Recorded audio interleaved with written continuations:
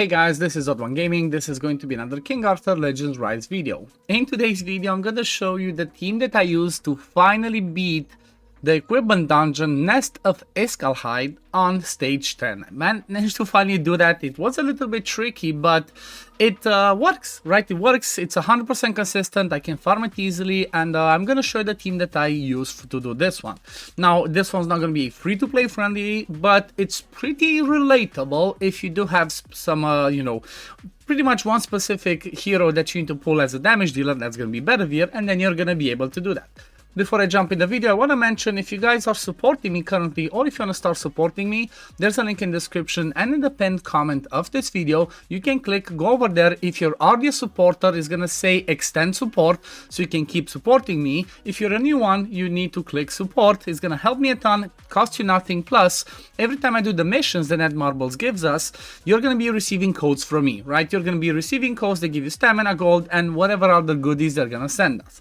Now, let's have a look and see what team am I talking about. Well, this is the team over here. Bedivere as the main damage dealer, then Morgan, Sarah, and Sergius. These three, pretty much almost everybody should have, right? We get Morgan for free. Sergius you can buy from the arena, and then his Flame Relic you can buy from the clan shop. And then Sarah, well, honestly, I have a feeling that Sarah's not even needed. You can have anybody else just doing the first skill in there, and that's gonna be it. Now, Bedivere is kind of required for the team unless you have somebody else that's really strong. Let me run the team so you see what I mean and why I mentioned that he is needed. The way that this team is working is kind of like a little bit of a speed farm, and it relies on doing the exact amount, or close to the exact amount of damage to just take the boss out before he wipes us. Now, the key thing that you want to keep in mind for this team is the fact that the boss himself hits pretty hard, right? He hits pretty hard, he's really fast, so it can be a little bit tricky to deal with him, and that's kind of like where Bedivere comes in because he does so much damage. So the way that it goes, the boss gets the first turn, then Morgan goes, does her second skill, Sergius boosts the attack gauge, Bedivere goes with the first hit, then Sarah does the first skill. I don't even have effect accuracy on her. Now this is the tricky one, see? He puts the evasion, but because Morgan's passive is on cooldown, she removes that evasion, and now when Bedivere goes, there's not going to be any miss happening, and you pretty much take him past the point where the boss puts that evasion up. Now the boss hits us again, you see we're getting pretty low, but also Sergius counterattacks, puts the attack decrease. And then, because he keeps boosting our attack gauge so much, we get the chance to rotate enough to do our skills. Now, even if the whole of the team dies, Bedivere's still gonna survive because he's strong element, he's gonna be able to survive the hit, and he's gonna be able to finish off the boss. So you're gonna see he's gonna kill at least one over here. He survives with a slither of health, and then Bedivere just finishes the fight.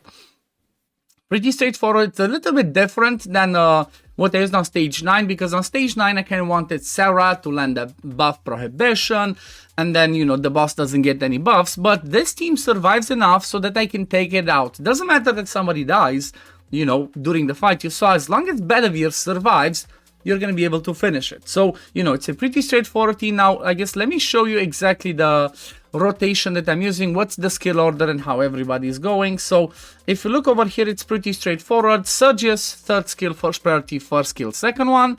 Sarah, I only have her spamming the first skill because I just want her to generate vigor. That's all she is in this team for. Generate vigor, and that's about it, because you see that we don't really need the healing. Bedivere survives enough to finish off the boss, and everybody else survives enough in order to do this fight. Morgan, you want to prioritize the second skill and only use that because that's the one that paired with the passives. First of all, if you need to have a Chivalry 3 to be able to land the damage taken increase and defense decrease, but then at the same time, paired with her passive, she removes buffs, right? So even if you don't have effect accuracy on Sarah to land a buff prohibition, Morgan is still gonna remove those buffs from the boss before Bedivere goes to slam it. So, we don't have that evasion rate up, and that's gonna be a problem. And then when it comes to Bedivere, second skill, first one, and then first skill, the other priority. Now, I'm gonna obviously try and look in the future and see what I can swap in this team what I can do to drop Bedivere and try and make a more relatable, more free-to-play friendly team, because I have, like, you know, I have a few people sometimes say like, oh, of course it's easy because it's Bedivere, so I'm gonna look into it, right? First I had to beat it myself, and then I'm gonna look into it and see what I can do. Now let's look at the builds that I actually have on those people, and let me go over here because it makes it easier. So I guess let's start with Bedivere, 6-star, awakened. First 2 passives skilled up, that's what you need. He is Chivalry 3, but you don't need it. Just at least Chivalry 1 to do a little bit more ignore defense. That should be just fine. Then when it comes to his relic, I have his Frost one. Honestly, don't really think you necessarily need this. You don't really need to be skilled up. It works just fine without having any skill ups. When it comes to equipment, he's running crit rate, attack, and then strife. Strife is really good when you're killing stuff. In this scenario and for this fight, you don't necessarily need it. As long as you hit the stats, you're gonna be good. Now the stats that I'm having, I guess let me show over here. So flat attack on the belt, hit accuracy on the orb, and then crit damage on the banner. This one can also be hit accuracy if you want, but obviously crit damage means more damage. Then attack percent over here, attack percent over here, and then more attack percent. I just tried to give him as much attack as I could. He's at 5.1k attack, 57% crit rate, 66 crit damage, attack speed pretty low. You don't really need high attack speed because you boost enough with Surgius to get the job done. Next one is gonna be Morgan. Morgan is in a Vigor plus Accuracy. You definitely want her to be in Vigor set because the way you're gonna use Morgan in most of the fights, you want her to keep spamming that second skill, and by having Vigor, she's always gonna have enough Vigor to do the second skill every time. Her total stats are 221 attack speed, 89% effect accuracy, which you need about 70% and you should be just fine. And then nothing else matters, right? 70% effect accuracy and as fast as you can get her. She has effect accuracy on the belt, attack speed on the orb. This one doesn't really matter, you just care to get more attack speed and effect accuracy. In the banner, you don't need a specific, specific keepsake. It works in whatever. Attack speed on this one and then effect accuracy on this, and that's about it. Then she's obviously a 6-star awakened. She has the second and the third passive skilled up.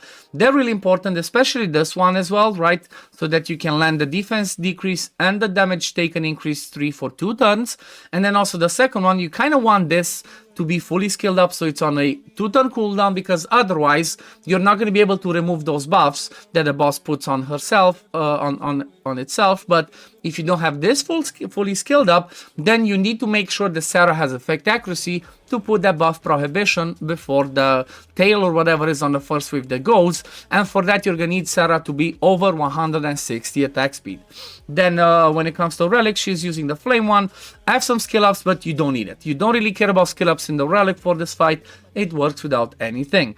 And then obviously really important, Chivalry 3, because otherwise if she doesn't have the Chivalry 3, she only lands this with the basic attack. However, if you're at the point where you don't have a Chivalry 3, you're trying to do the same thing on lower levels, even if she's Chivalry 1 it works, you just need to make sure that you only use her first skill with her, because the first skill only applies these debuffs unless she's Chivalry 3. Keep that in mind.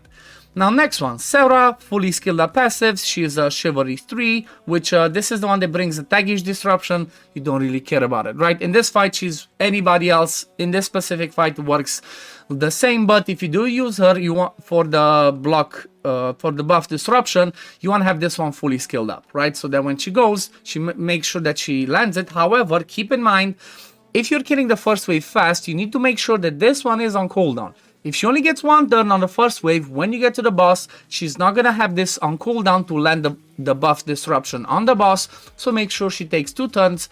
In order to do that, you just want her to be faster than Bedivere. That means she's going to go twice. Then her relic is going to be the Frost one, because that's the strong one. Doesn't really matter about skill ups, doesn't really matter how high it is, just, you know, she takes less damage when she's in the Frost relic. Equipment, she's running counterattack and Vigor. Recovery on this one, this is just her healing build. Attack speed on this one, then more recovery over here, HP percent and HP percent, just Vigor is really important. You see her speed is 159, it's not quite there, but because of the way that everybody else's speeds are, she still goes before that tail goes. I think it's might not need to be over 160, but you see 159, it works just fine. You see I have no effect accuracy, so if it lands, it lands. If not, it is what it is. She's mostly build for HP in this specific build. I do have the other one. Let me show you. This is the other one where I'm using her just to the first one. Again, vigor and accuracy. And for this one, she has almost 70% effect accuracy. And then again, the speed that you require. This is if you want to really block those buffs. And then the last one, which is the really amazing one, if you didn't get Surges yet from the arena, make sure to get them. Get his Flame Relic from the clan shop because that's going to be insane. It's just game-changing. It opens up so many areas of the game that you're going to love it. Now, again, he's running Vigor. For him, I mostly care about getting as fast as possible in Vigor, and that's about it. I do have some effect accuracy, which helps in other areas of the game, but it's not a priority as long as you have Vigor, because, again, he's going to be spamming the third skill, which requires a ton of Vigor. He should be just fine. And for him, you see effect accuracy over here. Attack speed over here. It's only 3-star. I have a 5-star just. I was low on gold. I need to level up and change it, but I think this is what I'm going to do for an arena build. Then, again, attack speed over here. Crit rate over here, and then effect accuracy on this one. You want to have this last passive skilled up because it can give you some more vigor. I don't think it's mandatory, but it does help out a little bit, so keep that in mind. Chivalry, I do have in Chivalry 1, but you don't need it, right? You do not need Chivalry 1. And then on the Flame Relic, I do have it skilled up to the max, but I do believe, if I remember correctly, it did on the previous stages, I do believe it works even without having any skill up on this, because still, he would give 40% attack gauge boost, which should be just fine. But yeah, that pretty much is the team. That covers this team for beating stage 10 of Yskalhaig. Finally, it took me a little bit, but I finally managed to do it. Now I can keep farming it. Now I can try and get myself some 6-star gear. And it's also perfect timing because by the time this video goes out, the New Year event, what requires you to do equipment dungeons, is going to come close to an end. And if you want to do Yskalhaig, or that's the highest stage you can do, it's going to help you out to farm it. But yeah, we're gonna leave it at this for today, guys. Thank you all for watching. As always, if you do enjoy my content, don't forget to like this video, subscribe to the channel to see when I upload next, click the link in the description or pinned comment of the video to support me as a content creator, and I'm gonna see you all in the next one. Peace, love, take care, everyone. Bye, guys. Fight with honor. Vanquish the wicked, and you may prove worthy of your legacy.